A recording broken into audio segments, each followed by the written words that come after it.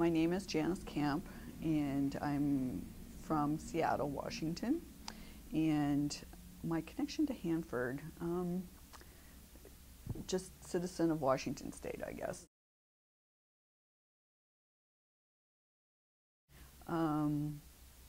Wide open spaces, because there appears to be nothing there when you go past the area. It's just like great big open spaces. So that's the first thing that comes to my mind. Yeah, I think it's a really important issue, something that as citizens of Washington State for sure, but citizens of the United States, that we really need to be aware of the environmental legacy of the nuclear power and nuclear armament development that happened at Hanford. So, and because of the waste, it's something that's going to be important for us to keep in our consciousness for a long time. Well, I think it's pretty peripherally involved in what I do today, every day. But because it's such an important part of Washington State history, it's something that I include in various courses that I teach at the University of Washington. So, because I think it's important for the students to know about that kind of legacy that we have here. In the future, I think Hanford's going to be with us at some level forever. I have no real direct experience with Hanford other than having grown up in the Pacific Northwest and certainly been to the Tri-Cities area a lot, just traveling through to go to various places in eastern Washington. So I don't have any real direct connection. It's going to take forever. It's not going to go away, even though they have some sort of a deadline. I think it's probably going to be with us at some level forever. I don't think the public knows about it. I think they're pretty separated from it, and I think some of that's by design. I think that the U.S. government has not made it an important public issue, so it's not something that people talk about, know about, think about.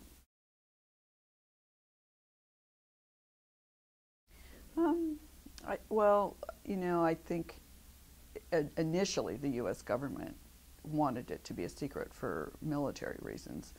And now it's just become a huge embarrassment and a huge problem, a big money sink. So I think the government, in general, if you want to generalize way, but I do think there's some people in the government who understand the issues and understand the demands of keeping that place,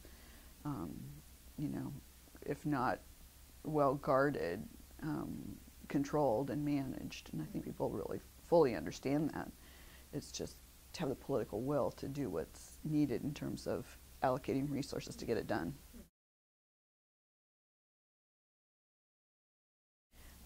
That's going to take forever to clean up, and we are stuck with it. We need to be stewards forever.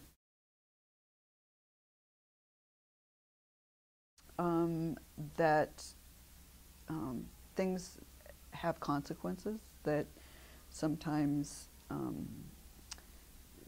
things that have long-term effects aren't fully known, and so to be careful about taking action before doing something and really try to think through all the possible consequences, I think is really important.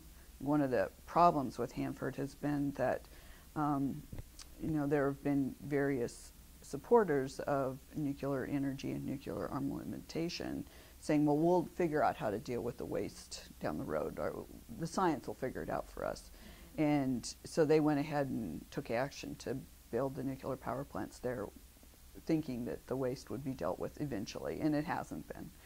So I think to really fully think through all the consequences before taking action is really important, and I wish society would think about that more.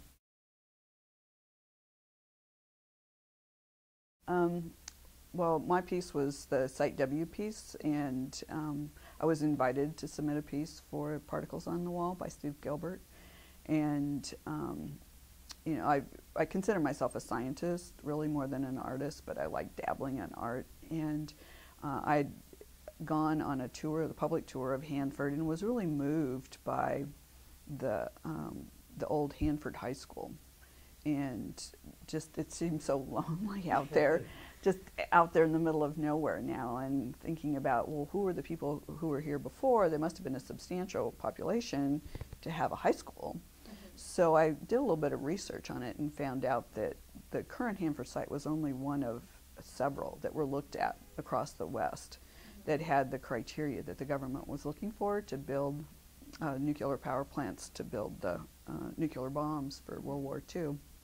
And Hanford was called Site W at the time. That particular geographic area was called Site W. And there were a couple of other sites in Oregon and Washington. And when I learned about that there actually was a little town there called Hanford, and there was the town of White Bluffs, and there were well over 1,000 people there who had built farms for 100 years, and basically they were given 30 days to leave. And so as kind of the collateral effect of the whole nuclear arms buildup, were all these farmers who, had thought they were building a life. They were having schools for their kids and, community activities, and they just had a few days to pack up everything and close down their farms and leave. And they didn't get much for their land, and some of them really never recovered.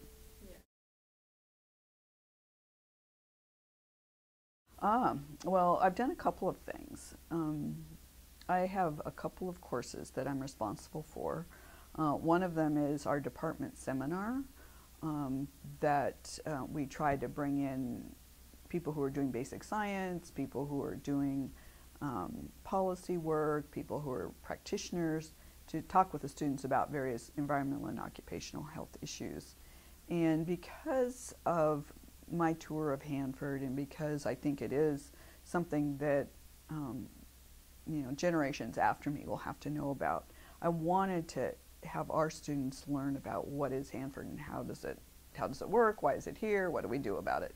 So for our department seminar, I usually have one speaker per quarter come in and talk something about nuclear issues, whether it's Hanford or it's people doing epidemiology on the effects of nuclear power, nuclear energy. We've had people talk about Fukushima, as well as Hanford.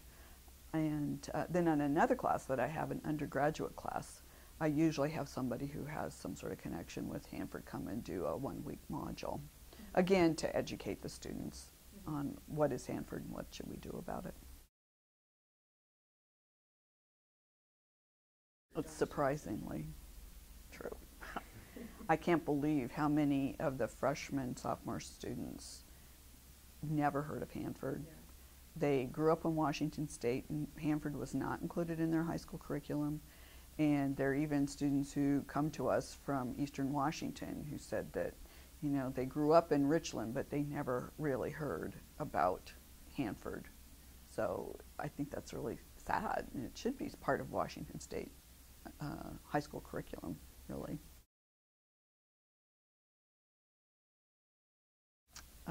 Good luck. Learn about health physics. Learn about nuclear radiation, nucleotides. Just learn how to manage nuclear waste.